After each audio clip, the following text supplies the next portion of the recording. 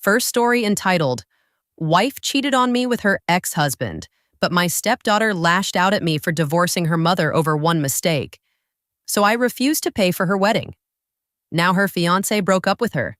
She came back with her biological dad blaming me for ruining her life. Looking back, I don't think I'll ever understand how someone can throw away a decade of marriage in a single night.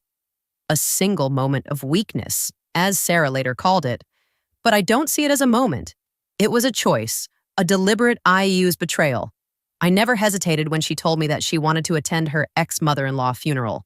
It made sense she had always maintained a respectful relationship with the woman. She had never given me a reason to doubt her, and I had no reason to question her intentions, so I told her to go. I even encouraged it that night. I waited up for her. She had mentioned that the funeral might run late, and she wanted to stay longer to offer support that too. Made sense to me. Grief does strange things to people, and I assumed she was just trying to be kind. But as the hours ticked by and the house remained empty, I felt something gnawing at me, something I dismissed as paranoia. At the time when she finally came home past midnight, I knew right away that something was off. Sarah always had this calm, composed demeanor, even in stressful situations. But that night she couldn't meet my eyes. Her movements were stiff. Her voice oddly strained. It was like she was trying too hard to act normal, and that made everything feel wrong. Then she told me she cheated. I don't think I moved for a long time. I just sat there trying to process what I had just heard. My mind refused to accept it at first, as if not acknowledging it would somehow make it less real, but it was real. She admitted that in the middle of a funeral, she had gone to him. I remember asking her why. What could have possibly led to this? She gave me all the usual excuses. She was emotional.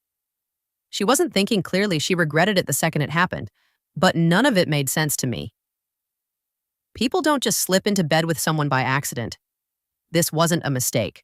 It was a decision she made step by step, knowing exactly what she was doing. I don't think she expected me to be as angry as I was. Maybe she thought I would break down, or maybe she assumed that since I had been understanding about her going to the funeral, I would be understanding about this too, but I wasn't. She cried, said she still loved me, that she didn't want to lose everything we had, that it was just a moment of weakness and she didn't know why she did it. But I knew one thing for sure. If she truly didn't want to lose me, she wouldn't have risked everything in the first place. The argument stretched late into the night, and by the time it ended, she packed a bag and left. Said she needed space and would stay with her sister for a while. I didn't stop her, I think, in that moment. I was too numb to even care. Where she went the next few days were a blur. I barely ate and barely slept. I kept replaying everything in my mind, trying to figure out when things had gone wrong. Had I missed the signs? Had she been unhappy for a long time, and I just never noticed? Or had I been nothing more than a convenient financial provider this whole time?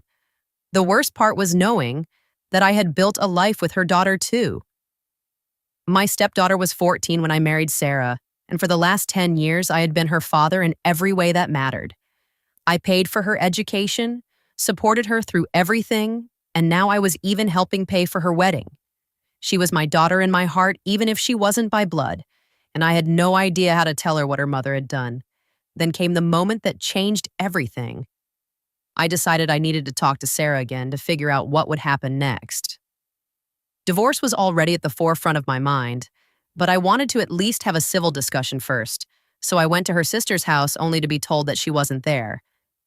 Her sister looked confused when I asked about her saying that Sarah had left the day before, claiming she was going back home to talk things through with me, but she hadn't come home. Something in my gut twisted there was only one other place she could have gone, but I didn't want to believe it still. I got in my car and drove there, and sure enough, her car was parked outside David's house. I can't describe the feeling I had in that moment. It wasn't just anger. It was deeper than that. A hollow, seething rage mixed with pure, crushing disbelief she had betrayed me once and swore it was a mistake. Swore she would never go back. But here she was less than a week later. Right back at his house. I didn't confront her. I didn't even stop the car. There was no point. I had all the answers I needed. Instead, I drove back home and waited. I don't know how many hours passed before she finally showed up. It was late.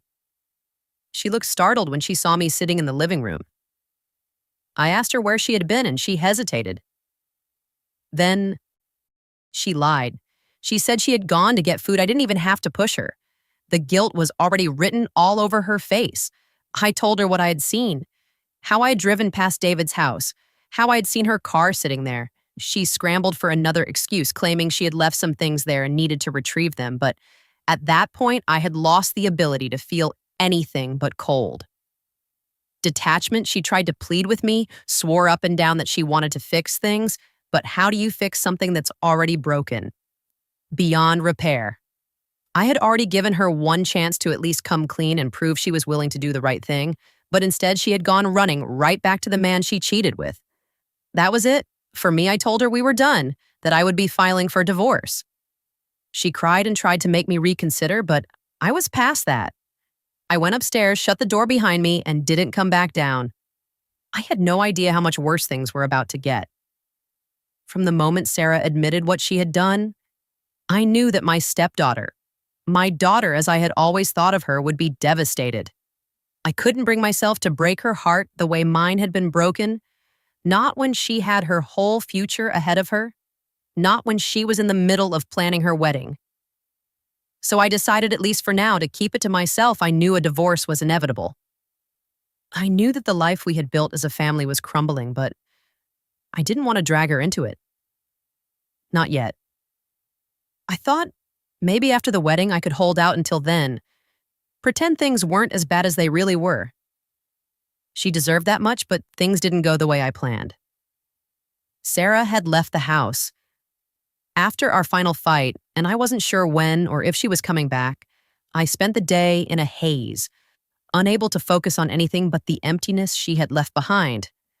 I had barely begun to process my own pain when, out of nowhere, my stepdaughter walked through the front door. She was furious.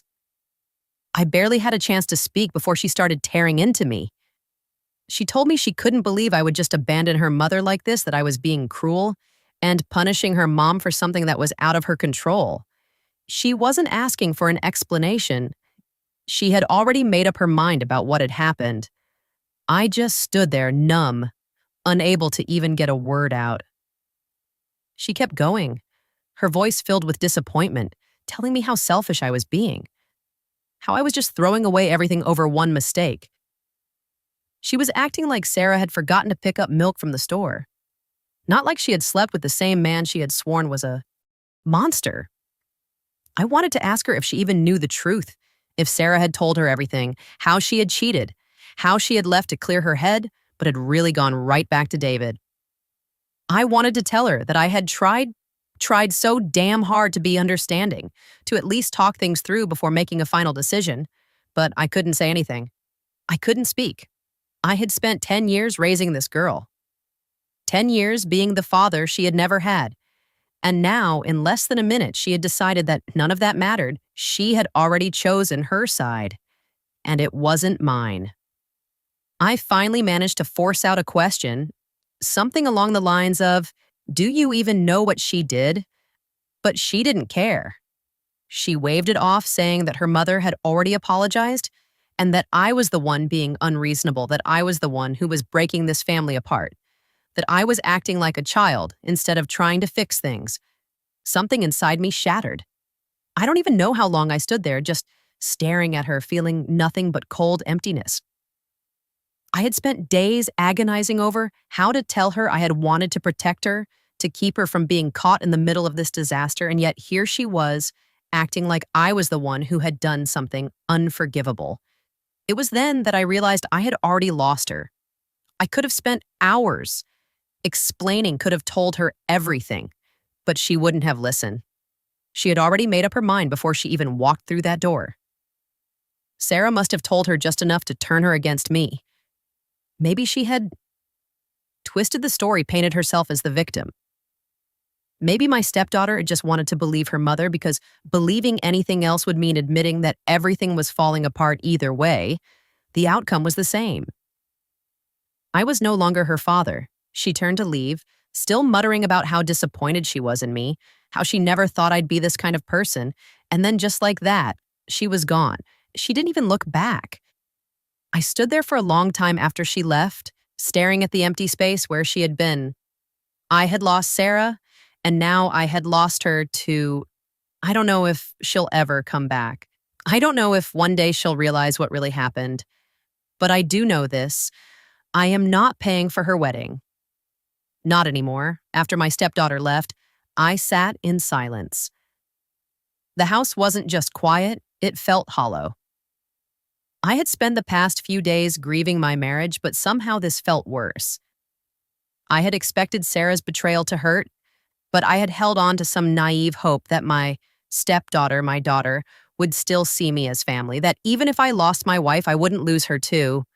But I had, and I didn't even get a chance to explain myself. She had come in already. Furious, already convinced that I was the villain, she had even asked what happened. Sarah must have told her something twisting the story before I even got the chance. I had tried to protect her from this. I had planned to keep quiet until after her wedding, to spare her from the ugliness of her mother's choices. But Sarah had taken that choice away from me. And because of that, I had lost everything in one go. But I wasn't going to sit around and let it drag on. I grabbed my phone and started canceling everything. The wedding payments, the venue deposit, every financial commitment that had my name on it. I wasn't going to be their wallet anymore. Then I called my stepdaughter's fiancé. I told him plainly I wasn't paying for the wedding anymore. I apologized for backing out, for leaving them to figure it out on their own. He didn't say much. He just let out a short, tired breath and mumbled something vague, like he didn't want to get involved. I waited a second, expecting him to say more, but when it was clear he wouldn't, I just hung up. I had spent 10 years trying to be the man they needed, trying to be something to them. And in the end, I had been discarded like an afterthought.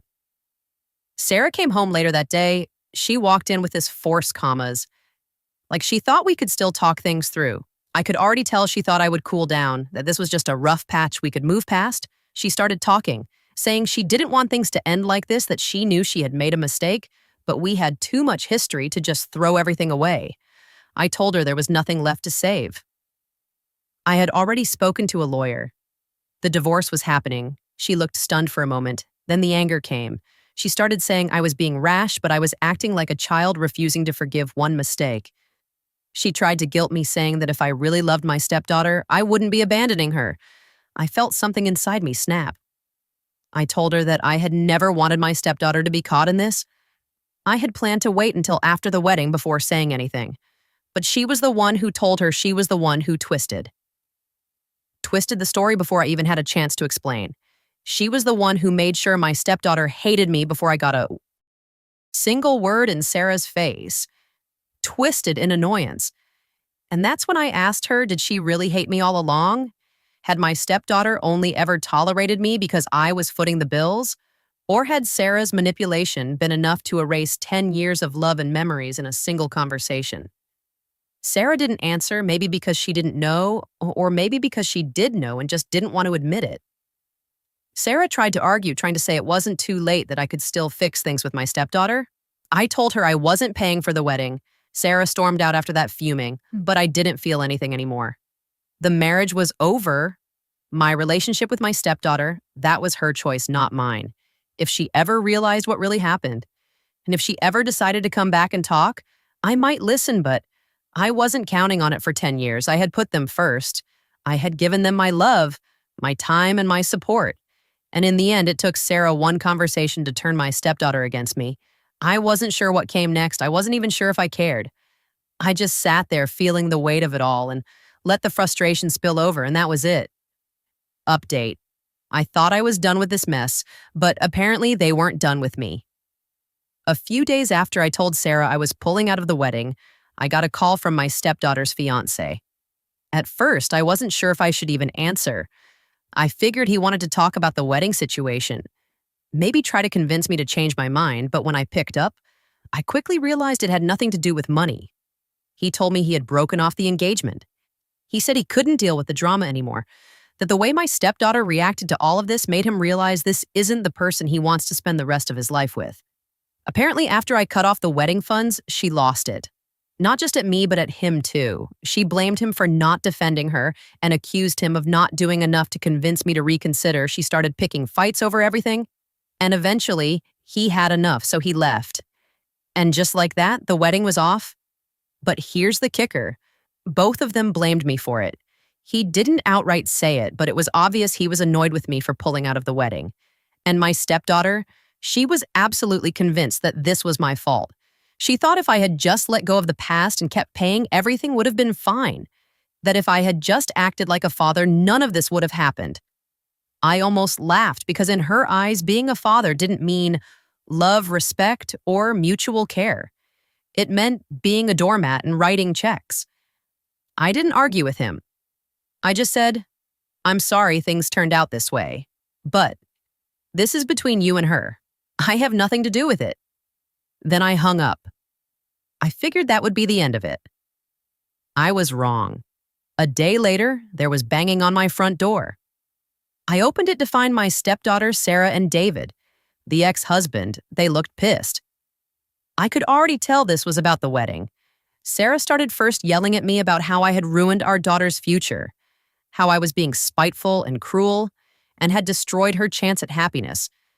I didn't say anything. I just looked at my stepdaughter, waiting for her to speak. And when she did, I knew there was nothing left to salvage. She looked me dead in the eye and told me that this was all my fault, that if I had just been a better man, if I had acted like a father, she wouldn't be in this mess, that I was the one who tore this family apart, and that I was being selfish for not forgiving Sarah. I let her rant. I let her say everything she needed to say, and then, when she finally stopped, I gave her the only truth that mattered. I told her, you never loved me, you just loved what I did for you. Her face twisted like she was about to argue, but I didn't let her. I laid it all out. I told her that for 10 years I had raised her like my own, that I had given her everything a father gives his child, not just money, but time, love, support, and guidance. And yet the moment her mother cheated with her dad and I refused to tolerate it, she threw me away like I was nothing. And now, after all of that, she had the audacity to stand in front of me and act like I was obligated to keep playing the role of a father. I shook my head and told her, you and your mother ruined this. Not me. She still, for the first time, she looked like she actually heard what I was saying. But David, the ex, wasn't having it. He tried to step in, tried to puff his chest and act like he had something to say. I shut him up real quick. I told him to keep his mouth shut because he was nothing but a pathetic cheater who ruined his own marriage and then helped ruin mine. That he had no right to come into my home and act like he had any say in my life. He went red in the face, but he didn't push it. He must have seen in my eyes that I wasn't in the mood for his bullsh tea. Sarah, though she doubled down, she said they weren't leaving until I took responsibility for the pain I caused that. I at least owed my daughter an apology. I laughed, actually laughed. Then I told them that if David didn't leave my property in the next 10 seconds, I was calling the cops. They stood there fuming. I could see it in my stepdaughter's eyes. She wanted to scream, wanted to lash out more, but she didn't. Then, eventually they all left, but not before cursing me out, calling me heartless, cold, a monster. That was the last time I saw them. Sarah and I had a print up. She was the one who insisted on it. She had been burned by her first marriage and didn't want to risk losing money if things went south. Now that Prupp was the only thing keeping her from getting a single dime from me, and that at least was one thing I could be grateful for. I don't know what comes next. I don't know if my stepdaughter will ever realize what she lost. And honestly, I don't care anymore. Second-story boyfriend is punishing me for a mistake that happened over 6 years ago with another boy. I was young and he was a family friend. Now, my boyfriend has broken up with me, still holding into past, going back a bit to explain the situation. My family has a group of family friends that I have grown up with, my dad's friends from school, and their families. There are 5 of us in the younger generation, and we have always been friends. It's me, my younger sister, a set of brothers, and another guy. The one relevant to this story is the oldest of the brothers, 20. We can call him Jerry as kids. We were the type of family friends that only saw each other a few times a year, but always had a great time. Now that we are all a bit older, we see each other at family meetups, maybe once every year or 2 years. I wouldn't really say we are in each other's lives when I was 15. Jerry, 14 at the time, and I shared a kiss. He was my first kiss. We didn't have his ex, but we did more than just kissing. I won't go into detail because we were young. And and it's embarrassing that being said, it was only on one occasion, and then we both felt extremely weird about it. We were so young. So basically never spoke of it again. As the years went by, things became very normal between the two of us, and I would now consider us friends. It rarely crosses my mind that that ever happened, as it was so long ago, and it was so meaningless even at the time. To be clear, I do not speak to Jerry outside of when we see our whole families together. I haven't seen him in 2 years, and we have had maybe 2 text conversations in that time. We are not in each other's live. He's a great guy, but it's just not like that. Jumping to today this weekend, all of our parents organized a big meetup at my parents' house. Everyone is traveling to stay the night like we used to when we were kids, and it's going to be a really great time. As like I said, we haven't seen any of each other for 2 years now. I've been looking forward to this for a while, so spoke to my boyfriend about it. My boyfriend and I have been together for just over a year. It's been great, and we're very happy. I've been looking into moving in together later this year, but he is not happy about this. He has known that this Jerry guy was my first kiss because I've told him the story before, as people do with their first kiss, but it's never become relevant.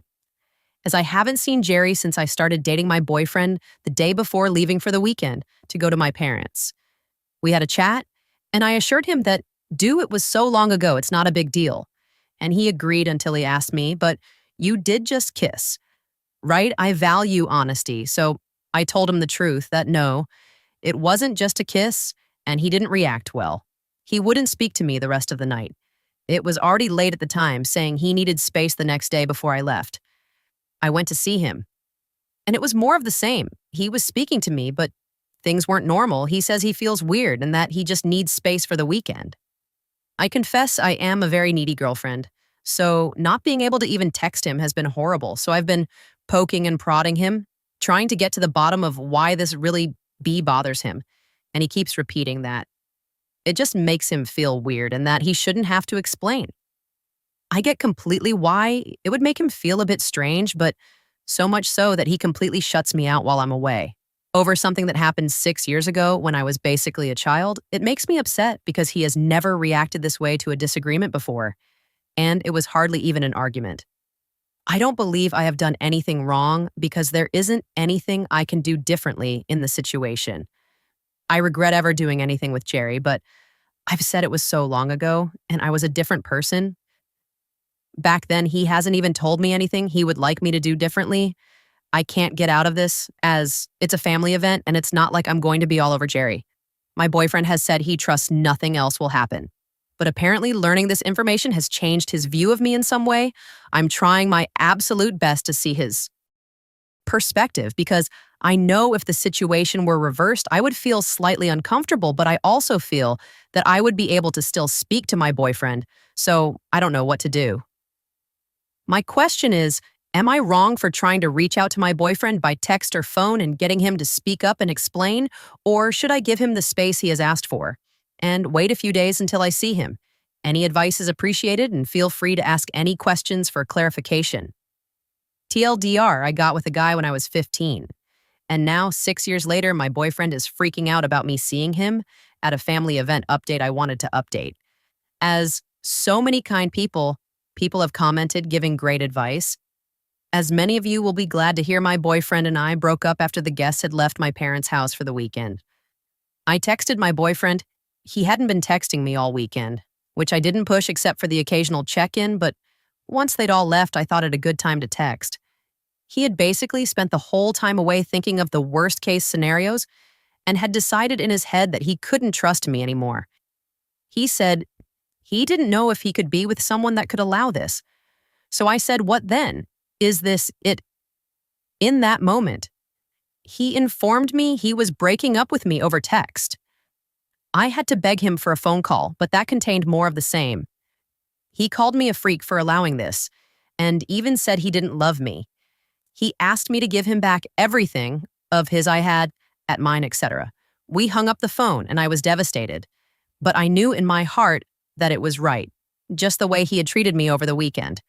And in that last conversation, told me everything I needed to know We had some great times, but this isn't what I wanted a partner I'm going to spend the rest of my life with. So I called my sister into my room, cried with her, told her all the bad things he'd said, and informed her of some more of the controlling behavior he had exhibited throughout our relationship that I had kept hidden. Then, half an hour later, guess who calls my ex-boyfriend as feeling some regret? Long story short, he basically tried to say he was acting out of anger, and he wasn't thinking things through. He said he did in fact love me, and he didn't want to let things go like this, to be honest. It broke my heart, but I knew I couldn't go back on it now, if anything, just because I'd already told my sister everything, and it would be embarrassing if I went back now. He called a couple more times. I explained that it wasn't just because of this, there were other things wrong that I knew I couldn't accept in the long run. It hurt so much. And to be honest, I know that if I had been with him in person, or at least in the same city at the time, I probably would have caved, but I stayed strong in the end. He sent me a long, really quite lovely message, explaining that he understood my decision, and he understood the hurt he had caused me. He said he understood, and it's something he's going to learn from, and he's just sorry he didn't learn it sooner so he could be there for me. It made it really hard to let go, as all I want really is for him to change for me. But we all know it never works out like that. So that's it. It's only been 24 hours, and I'm really struggling. I still love him after all, but I know it's for the best, and I know it will get better. I'm staying home with my parents for an extra week, and I'm focusing on spending time with family and friends. Thank you again to everyone who told me what I needed to hear. Hopefully, I will feel better about it all soon. Third story, entitled Narcissistic Friend Called Op a Worst Friend, because she didn't abandon her own birthday party to drop him at his house and said her priorities were not in the wrong place. So, Op cut ties with him? Hi, everyone. This is my first post, so please bear with me. I, 26F, have been best friends with Jake. 27 months for over 6 years, we work at the same company and are also planning to go on a work and travel trip together. Soon, this situation happened last Friday, which was my birthday. I had planned a big family gathering with over 20 guests, some of whom traveled over an hour to be there. Jake was invited, and he told me he would come the night before we went grocery shopping together, but while sitting in the car, he suddenly told me last minute that he wouldn't be attending because he picked up an extra shift at work. I was a little hurt because we always celebrate our birthdays together, and he didn't need to take the shift. Our company has plenty of people who could have covered it, but I accepted it and moved on my birthday. We were texting before his shift. For context, Jake doesn't have a driver's license and usually relies on public transport or walks. I do have a license, but I don't own a car. I use my mother's when I need it. That afternoon, he mentioned that he would have to walk home because public transport stops running at a certain time. Something he already knew when he took the shift, he also told me. He was feeling a bit sick and asked if I could pick him up and drive him home. Our boss even told him he could leave 2 hours early to catch the last bus if he needed to, but he chose not to. I told him I couldn't leave my own birthday party just to pick him up and drive him home. I had guests over food and drinks to serve, and I felt it would be rude to leave when people had put in time and effort to celebrate with me. He replied, "Can't you just leave for 5 minutes and drive me home?" I explained that it wasn't just a 5-minute trip. I would be gone for at least 30 minutes in total.